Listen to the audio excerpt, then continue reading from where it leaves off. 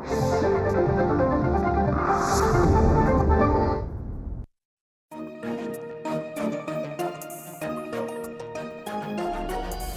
सुसंगत विचार सरणी तंत्रज्ञाने होते प्रगती देई मानवा सुख समृद्धी निसर्ग अन्विज्ञान विज्ञानाच्या रंजक गोष्टी व्यापून घेई सारी सृष्टी जगण्यातील विज्ञान आणिक विज्ञानातील जगणे विज्ञानम जनहिताय विज्ञानम जनहिताय विज्ञानम जनहिताय विज्ञानम जनहिताय विज्ञानम जनहिताय विज्ञानम जनहिताय विज्ञानम जनहिताय विज्ञानम जनहिताय।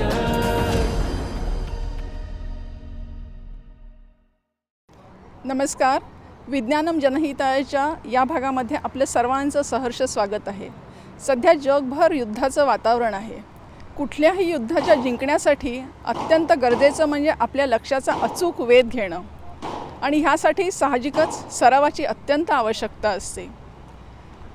आज आपण भेट देणार आहोत अशाच सरावासाठी खूप मदत ज्याची होते अशा एक चालत्या फिरत्या नेमबाजी प्रशिक्षण केंद्राला, तो मोबाईल शूटिंग रेंजला आज आपण भेट देणार आहोत, जी भारतातली एकमेव संपूर्ण भारतीय बनावटीची मोबाईल शूटिंग रेंज आहे, जी बनवली आहे मॅक 5 या स्टार्टअप कंपनीने। चला तर मग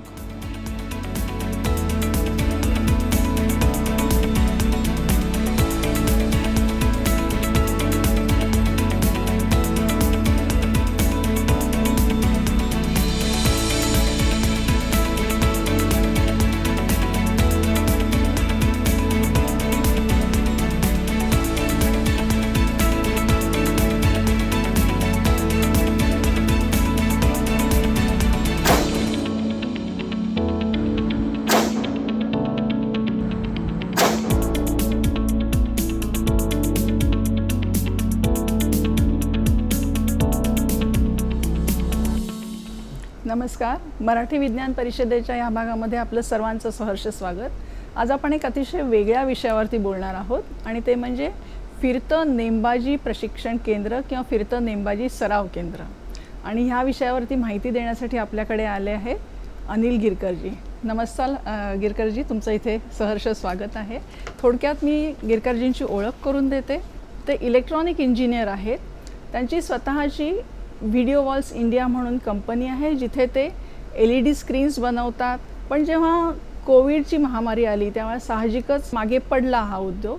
अशावेळी त्यांनी आपला वेळ वाया न घालवता, ते इलेक्ट्रॉनिक इंजिनियर असल्यामुळे आपल्याला देशासाठी काय करता येईल याचा विचार करून त्यांनी एक फिरतं नेमबाजी प्रशिक्षण केंद्र विकसित केलं, त्याचं पेटंटही गेलं आणि नंतर त्यांनी एक मॅक 5 इनोव्हेशन या नावाचा स्टार्टअप सुरू केला। ज्या स्टार्टअपमधून त्यांनी आज आपल्याला जे दिसतं आहे ते फिरतं नेमबाजी प्रशिक्षण केंद्र तयार केलेलं आहे, जे भारतात पहिलं आहे। अनिलजी, आपलं पुन्हा एकदा स्वागत। मला सांगा, सर्वसाधारणपणे नेमबाजी प्रशिक्षण हे माळरानावर उघड्यावरती केलं जातं, काही ठिकाणी ते बंदिस्त जागीही करतात, पण इथे तुम्ही फिरतं नेमबाजी प्रशिक्षण केंद्र केलं, ह्याचं कारण काय, ह्याची काय वैशिष्ट्ये आहेत? बऱ्याच वेळा मी आर्मी, नेव्ही, एअरफोर्स ह्या लोकांबरोबर राहिल्यामुळे मला त्यांचा जो प्रॉब्लेम आहे तो आधी मला कळला होता। त्या अनुषंगाने आपण असं काहीतरी डेव्हलप करावं की शूटिंग करायला त्यांना त्यांच्याच प्रेमायसेसमध्ये करता यावं, हाच ॲक्च्युली त्याच्या मागचा विचार होता। त्यांच्या म्हणण्यानुसार पूर्ण युनिट एका ठिकाणाहून दुसऱ्या ठिकाणी घेऊन जाणं आणि तिथे त्याचा सराव करणं, नेण्या आण्याचा जो खर्च आहे, गाड्या एवढ्या जाणं, त्यांचं राहण्याचं आहे सगळं, त्या अनुषंगाने त्यांना तेवढा वेळ कधी पुरतही नसे, तर कधी तो जो 6 महिन्याचा ट्रेनिंग असेल तो पुढे मागे करावा लागत असे। तर असं विचार केला की हेच जर आपण त्यांच्या शूटिंग रेंजच त्यांच्याच दारात आणलं तर किती बरं होईल। तर त्या अनुषंगाने आपण जेव्हा रिसर्च केलं तेव्हा कळलं की US असं काहीतरी आहे, पण म्हणजे एवढं ॲडव्हान्स त्यांच्याकडे सगळं टेक्निक नव्हतं। तर आपण ह्याच्यामध्ये सगळे ॲडव्हान्स फीचर्स टाकलेत। हे कम्प्लिटली 360 अंश पूर्ण बुलेट प्रूफ आहेत आणि ह्याच्यामध्ये त्यांचा बराच वेळ जो रेंजमध्ये ओपन रेंजमध्ये जायचा तो त्याच्यात वाचतो। शिवाय आता जे ओपन रेंज असायच्या त्या आजूबाजूला वस्ती जास्त असल्यामुळे ती गोळी बाहेर जाण्याचा चान्सेस जास्त असतो किंवा आवाजामुळे त्यांना त्रास होतो, ह्यामध्ये बऱ्याच केसेसमध्ये जवळजवळ 70% ओपन रेंज बंद पडले आहेत आणि त्यामुळे ह्यांना प्रशिक्षणासाठी खूप अडथळे निर्माण होतात. त्या अनुषंगाने आपण हे सगळं युनिट बनवलेलं आहे. आपण जेव्हा एखाद्या बंदिस्त जागेत नेमबाजी केंद्र तयार करता तेव्हा त्याच्यासाठी काय काय करायला लागतं, कशा प्रकारे त्याची रचना असते, त्याच्यासाठी काही विशिष्ट नियम वगैरे आहेत का? हो, बंदिस्त जेव्हा आपण एखादी रेंज करतो तर आपण त्याच्यात पहिली गोष्ट म्हणजे त्याच्यातून कुठलीही गोळी त्या बंदिस्त ह्याच्यामधनं बाहेर जाऊ नये, त्याच्यासाठी आपण कॉन्क्रीटचे मोठ्या मोठ्या भिंती वापरतो आणि बॅफल प्लेट्स वापरतो आणि त्या व्यतिरिक्त साऊंड गोळीचा आवाज बाहेर जाऊ नये ह्याच्यासाठी काही इन्सुलेशन वगैरे अकॉस्टिक पॅनल्स वगैरे आपण लावतो. त्या व्यतिरिक्त परमिशन्स, सेंट्रल गव्हर्नमेंटच्या परमिशन्स काही लागतात आणि डिफेन्ससाठी तर त्यांच्या प्रेमायसेसमध्ये त्या परमिशन लागतही नाही, पण पोलिसांसाठी वगैरे हे स्टेट गव्हर्नमेंट किंवा ह्यांची परमिशन्स लागतात. बाकी त्याच्या व्यतिरिक्त हेच बाकी प्रिकॉशन घेतलं पाहिजे की जेणेकरून बंदुकीची गोळी बाहेर जाऊ नये. हा त्याच्या मागचा मेन उद्देश. तुम्ही तुमचं फिरतं नेमबाजी प्रशिक्षण केंद्र आणि बंदिस्त जागेतलं नेमबाजी प्रशिक्षण केंद्र असा विचार केला तर त्या दोन्हीमध्ये काय फरक आहे? हे फिरतं केंद्र बनवण्यासाठी काही तुम्हाला विशिष्ट प्रकारच्या सोयी सुविधा किंवा विशिष्ट प्रकारचा कच्चा माल ह्यांची गरज भासली का? कसं काय तुम्ही हे तयार केलं? आता आधीच्या ज्या रेंजेस होतात त्यात पेपर टार्गेट असायचे. एकदा फायर झाल्यानंतर तो प्रशिक्षणार्थी आणि प्रशिक्षक हे दोघं जाऊन त्या रेंजजवळ म्हणजे 100 मीटर किंवा 500 मीटर त्यांना जावं लागायचं.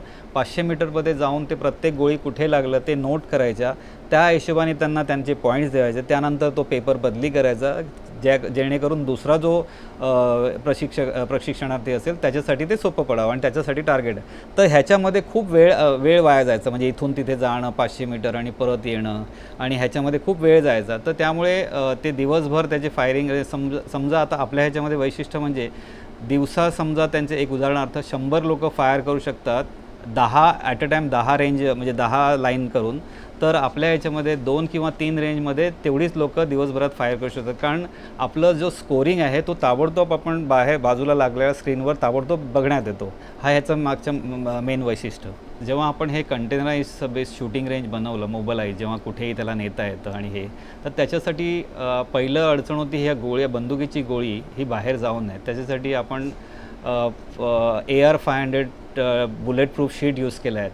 जर असं आपण कंपेअर केलं तर आपण जी लोखंडी शीट बघतो मार्केटमध्ये ती 180ची 160 ते 180ची डेन्सिटी असते.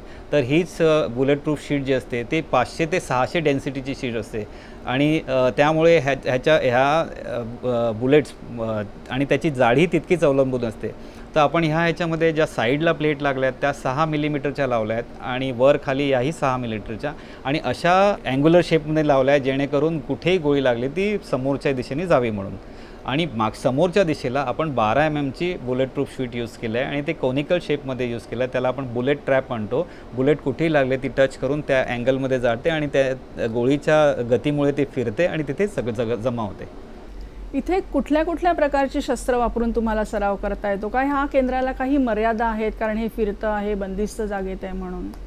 ह्याच्यात कुठल्याही प्रकारचे जे आपले सैनिक, जे आपले पोलीस वापरतात, जसं पोलीस पिस्टल वापरतात, AK-47, M5 किंवा कार्बाईन आहे, आर्मी वापरणारी इन्सास, LMG, या सगळ्या टाईपच्या वेपन्स वापरतात आणि त्या सगळ्या वेपन ह्याच्यात आपण टेस्ट केल्या आहेत आणि चालतात. म्हणजे राऊंड बघायला गेलं तर 7.62, 5.56, 9 mm सगळ्या टाईपच्या पिस्टल किंवा असाल्ट रायफल्स ह्याच्यात चालतात.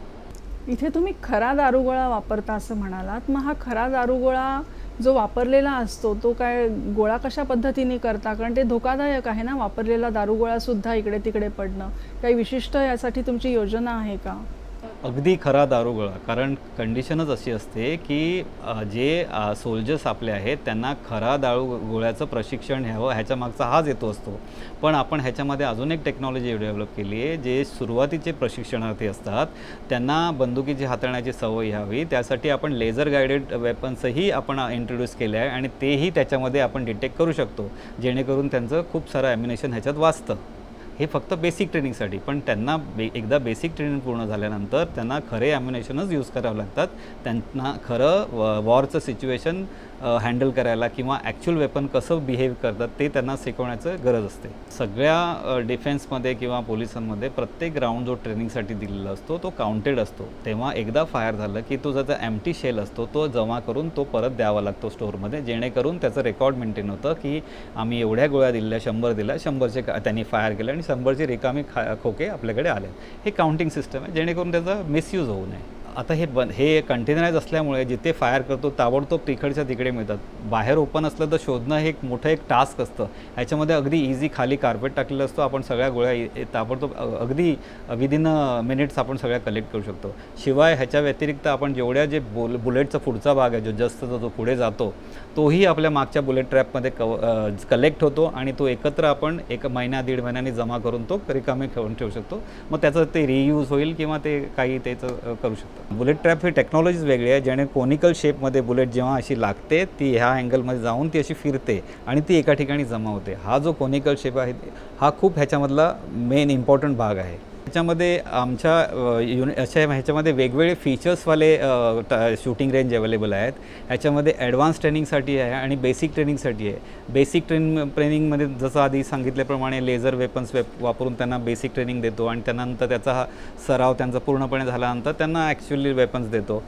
तसंच ॲडव्हान्स ट्रेनिंगमध्ये स्टॅटिक टार्गेट नसतं. हे बेसिक ट्रेनिंगमध्ये स्टॅटिक टार्गेट देतात, पण ॲडव्हान्स ट्रेनिंगमध्ये स्टॅटिक टार्गेट न देता मूवेबल टार्गेट पण असतं. रुबिका टार्गेट म्हणजे हॉस्टाईल सिच्युएशनमध्ये कसं हँडल करायचं तेही असतं. त्याच्या व्यतिरिक्त आपण ह्या कंटेनरमध्ये इंटेलिजंट लाईटिंग सिस्टम ठेवली आहे, जेणेकरून ती 5.1 साऊंड आणि लाईट आणि व्हायब्रेशन प्लॅटफॉर्म ह्या तिन्ही सिंक्रोनाइज होतात, एकत्र काम करतात आणि वॉर सिच्युएशन तयार होते. जसं एखादा बॉम्ब शेल पडला की व्हायब्रेट कसं होतं, जमीन हादरते, लाईट कसे ब्राईट होतात, ते सगळं सिच्युएशन इथे तयार होतं आणि त्याच्यात तुम्हाला एम करायचं. हे ॲडव्हान्स ट्रेनिंगमध्ये कामाला येतं. विज्ञानम जनहिताय. इथे लक्ष्य किंवा टार्गेट म्हणून तुम्ही नेमकं काय वापरता? एक्झॅक्टली. आता आम्ही ह्याच्यासाठी मागच्या बाजूला व्हाईट रंगाची रबर शीट लावली आहे. त्याच्या व्यतिरिक्त आपण थर्माकोलही वापरू शकतो. थर्माकोलची लाईफ कमी असल्यामुळे रबर शीटही वापरतात. तर रबर शीटमध्ये कमीत कमी 25,000 राऊंडपर्यंत ती वापरू शकतो. त्याच्यामध्ये त्याच्यासमोर आपण प्रोजेक्टर ठेवलेला आहे. प्रोजेक्टरनी ती इमेज आहे जी टार्गेटची ती तिकडे दाखवली जाते. त्याच्यासमोरच एक्झॅक्टली आपण थर्मल कॅमेरा लावला आहे. थर्मल कॅमेरा गोळी जेव्हा बंदुकीतनं बाहेर निघते ती खूप तापलेली असते. ती तापलेली बंदूक एकदा 10 mmच्या रबर शीटमध्ये किंवा थर्माकोल शीटमधनं बाहेर जाते तेव्हा तो 5 ते 6 सेकंद त्याचा जो हीट असतो तो त्याच्यात राहतो. तेव्हा थर्मल कॅमेरा कुठे त्या अमुक ठिकाणी जे हीट बंदुकीची गोळी लागले तो डिटेक्ट करतो आणि ते XY कोऑर्डिनेशन आपल्या सॉफ्टवेअरला देतो. आपलं सॉफ्टवेअर ते कॅल्क्युलेशन करून त्याला ती गोळी कुठे लागली आहे टार्गेटला हे स्कोअर ताबडतोब त्याच्या साईडला लागलेल्या मॉनिटरमध्ये दाखवली जाते. आपण जेव्हा नेमबाजी स्पर्धेमध्ये बघतो की लक्ष्य किंवा टार्गेट हे विविध अंतरावर ठेवायला लागतं, 500 मीटर, 800 मीटर, तर ते सुद्धा तुम्ही इथे करून प्रशिक्षण देऊ शकता का? त्यासाठी तुम्हाला काही वेगळी सोय करायला लागते का?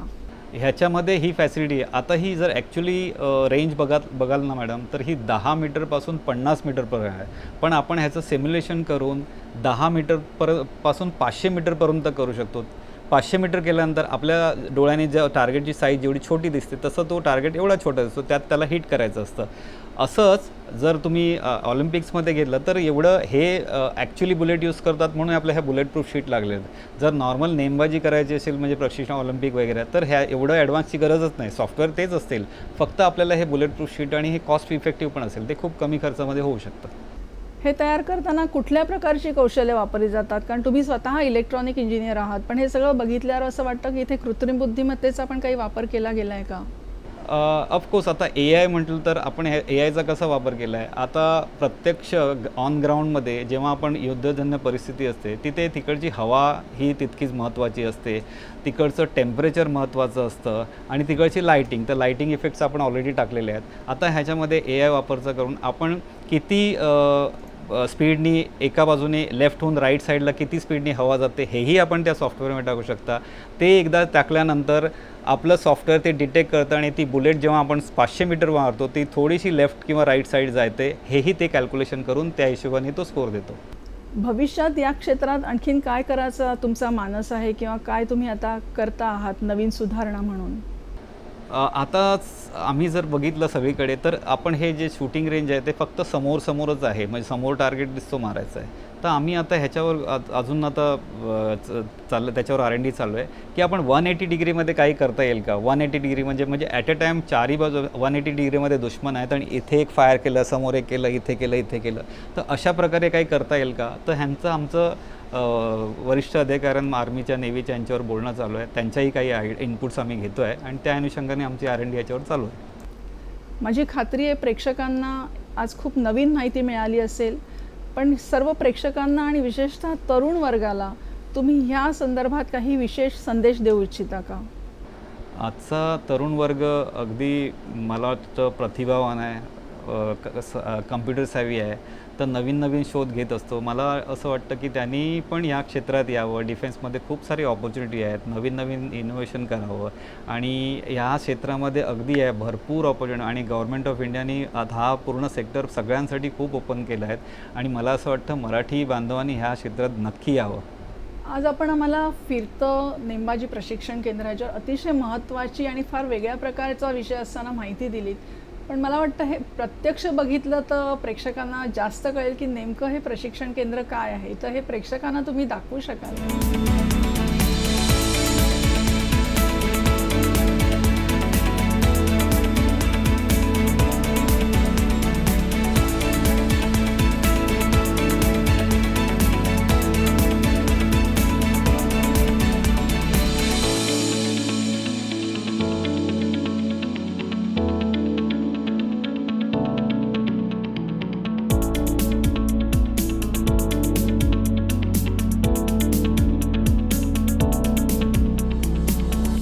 हे आपलं फिरतं नेमबाजी केंद्राचं वैशिष्ट्य म्हणजे असं की आपण ॲट अ टाईम 3 जणं ह्याच्यात फायरिंग नेमबाजी करू शकता. 1, 2 आणि 3. ह्याच्यासाठी आम्ही साईडला असे हे मॉनिटर लावले आहेत. जर तुम्ही असं दाखवाल तर इथे बघा मॉनिटर. ह्या मॉनिटरवर तुम्ही कुठे गोळी लागली हेही दिसते, तुम्ही कशी बंदूक पकडता हेही दिसतं इथे आणि किती स्कोअर झाला हेही दिसते. तुमचं नाव नंबर सगळं येतं. ह्याच्यामध्ये हा प्लॅटफॉर्म आहे, तो वर करून तुम्ही सपोर्टिंग फायरिंग करू शकता ॲज वेल ॲज त्याच्या व्यतिरिक्त खाली झोपून असं फायरिंग करू शकता. ते झोपून फायरिंग केल्यानंतर बघण्यासाठी तुम्हाला इथे खाली छोटा असा मॉनिटर दिलेला आहे, ज्याच्या ह्या मॉनिटरमध्ये तुम्ही तुमचा स्कोअर बघू शकता कुठे लागला आहे. त्यानंतर आपण इथे ही जर तुम्ही ह्या दिशेने जर बघितलात तर या साईडला आपल्या सगळ्या बुलेट प्रूफ शीट लागल्या आहेत. ह्या 6 मिलीमीटरच्या शीट आहेत साईडला. तुम्ही जर बघितलं तर ह्या कोनिकल शेपमध्ये अँगलमध्ये लागल्या आहेत एका विशिष्ट कोनामध्ये, जेणेकरून बुलेट लागली तर ती समोरच्या दिशेनेच जावे. त्याच्या व्यतिरिक्त वर बॅफल प्लेट्स लावलेल्या आहेत आणि हे HVAC सिस्टम ही इथे लावलेलं आहे, जेणेकरून ह्याच्यामध्ये ताजी बाहेरची हवा आत येते आणि जे गॅसेस तयार होतात जेव्हा फायरिंग आपण करतो त्याचे गॅसेस हे सक्शन युनिट आहे ते सक्शन होतं, इथून खेचलं जातं. ह्या रेंजमध्ये इंटेलिजंट लाईटिंग सिस्टम ही आहे, जी दिवसाला रात्र किंवा रात्रीला दिवस असं करू शकता. कम्प्लिटली म्हणजे पूर्णपणे आपण ते ॲडजस्ट करू शकतो. पूर्ण ही रेंज 10 मीटरपासून 50 मीटरपर्यंत आपण करू शकतो आणि 2 लेनपासून 12 लेनपर्यंत आपण त्याची विड्थ वाढवू शकतो. ॲज पर रिक्वायरमेंट ते बनवू शकतो. याची अजून विशिष्टता म्हणजे हे प्रोजेक्टाईल स्क्रीन आहे. तुम्ही बघाल तर प्रोजेक्टरवरनं रबर स्क्रीन किंवा थर्माकोलवर शीटवर आम्ही त्याचं टार्गेट आम्ही दाखवतो आणि त्याच्यावर बुलेट डायरेक्ट हिट झाल्यानंतर ते कुठे बुलेट लागले हे सॉफ्टवेअर आपलं डिटेक्ट करतं. या सगळ्या बुलेट्स लागलेल्या आहेत कुठेही. ह्याच्यात भरपूर टेस्टिंग करून एकही बुलेट कधीच बाहेर गेलं नाही आणि हे काही विशिष्ट 10,000 25,000 राऊंडनंतर आपण ह्या शीट बदली करतो. ह्याच्यामध्ये आपण थर्मल कॅमेरा लावलेला आहे. थर्मल कॅमेरा जेव्हा एखादी गोळी त्या रबर शीटमध्ये किंवा थर्माकोलमधनं आरपार होते त्यानंतर त्याचं जे गरमी असते, जे हीट असतं ते त्या थर्माकोलच्या किंवा रबरच्या शीटमध्ये 5 ते 6 सेकंदापर्यंत राहते. त्या दरम्यान थर्मल कॅमेरा त्याचं XY पोझिशन कुठे ते हीट राहिले ते XY कोऑर्डिनेशन आपल्या सॉफ्टवेअरला देतं आणि सॉफ्टवेअर त्या हिशोबाने कॅल्क्युलेशन करून त्या स्क्रीनवर स्कोअर दाखवतं. तुम्ही बघाल तर कशा प्रकारे ही पूर्ण रचना केली आहे लाईटीची. अशा प्रकारे हे फायर फायटिंगचे इक्विपमेंट्स लावले आहेत.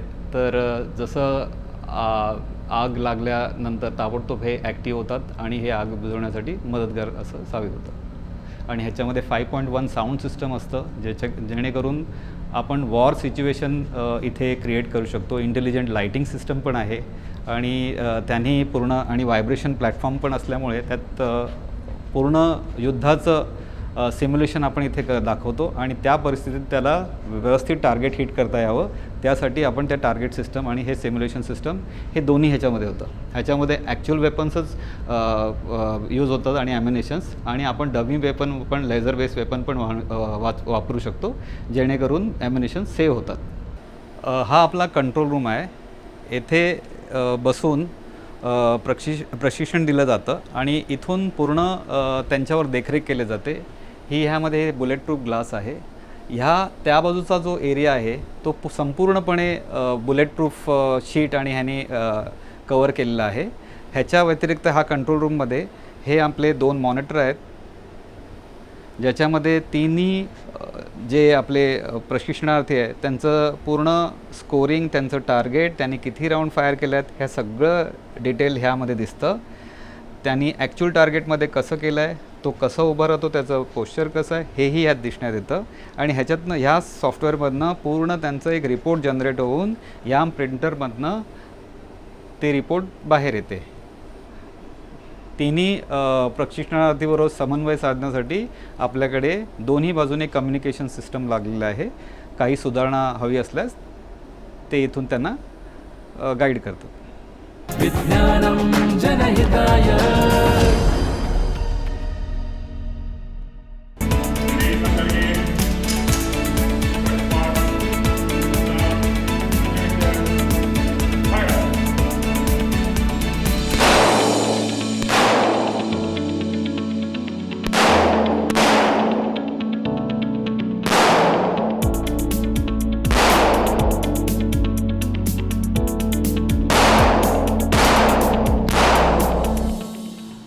पोलीस म्हटलं तर शस्त्रांचा वापर आणि गोळीबाराचा सराव हे नेहमीचंच आहे. आमच्या नियमानुसार प्रत्येक पोलीस कर्मचारी, अधिकारी याला वर्षातून एकदा तरी गोळीबाराचा सराव करावा लागतो. तर या लोकांच्या वार्षिक गोळीबाराच्या सरावासाठी आम्हाला अलिबागच्या जवळ असणाऱ्या फायरिंग रेंज आहे त्या ठिकाणी आम्हाला सर्व मॅनपॉवरला घेऊन जावं लागतं. आणि एकूण सराव हा 1 तासाचा असतो, परंतु 1 तासाच्या सरावासाठी सदर कर्मचारी, अधिकारी यांचा पूर्ण दिवस वाया जातो. मॅक 5 इनोव्हेशन्स लिमिटेडच्या कंटेनराइज फायरिंग रेंजचं प्रात्यक्षिक आम्ही घेण्यासाठी आमच्या पोलीस मुख्यालयाला ती फायरिंग रेंज आम्ही इन्स्टॉल केली आहे. आणि मागील 3 महिन्यामध्ये आम्ही त्याच्या वेळोवेळी वेगवेगळ्या प्रकारे चाचणी केली आहे. त्या ठिकाणी जवळपास आमचे 300 अधिकारी आणि कर्मचारी यांनी त्यामध्ये गोळीबाराचा सराव केलेला आहे. फायरिंग रेंजवरती आम्ही जेव्हा उघड्यावरती सराव करतो तेव्हा आजूबाजूला असणाऱ्या नागरिकांना धोका पोहोचू नये म्हणून त्यासाठी बंदोबस्त लावावा लागतो. त्या बंदोबस्त लावण्यामध्ये सुद्धा आमची बचत झालेली आहे. मनुष्यबळाची कपात करणं शक्य झालेली आहे. याशिवाय स्थानिक नागरिकांच्या बऱ्याचदा आवाजामुळे तक्रारी प्राप्त होत असतात. तर ह्या कंटेनराइज फायरिंग रेंजमुळं तो सुद्धा तक्रारी चा वाव राहिलेला नाही. एकंदरीत containerise firing रेंजमुळं Navi Mumbai police दलाला अत्यंत उपयुक्त असं साधन मिळालं आहे जेणेकरून आपल्या गोळीबाराचा, शस्त्रांचं हँडलिंगचा सराव योग्यरित्या करता येईल. एकंदरीत त्या इंडोर असणाऱ्या कंटेनराइज फायरिंग रेंजमुळे आमच्या नवी मुंबई पोलीस दलाची अत्यंत चांगली सोय झालेली आहे. आणि यापुढे सुद्धा आम्ही प्रस्ताव शासनाला पाठवलेला आहे की जेणेकरून अशा फायरिंग रेंज आम्हाला कायमस्वरूपी उभा करून मिळावी अशी विनंती केलेली आहे.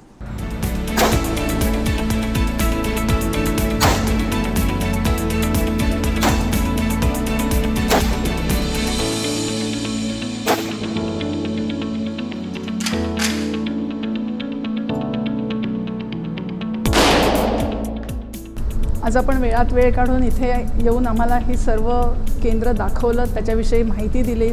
मराठी विज्ञान परिषदेतर्फे आणि दूरदर्शन केंद्रातर्फे आपल्याला मनःपूर्वक धन्यवाद. थँक्यू.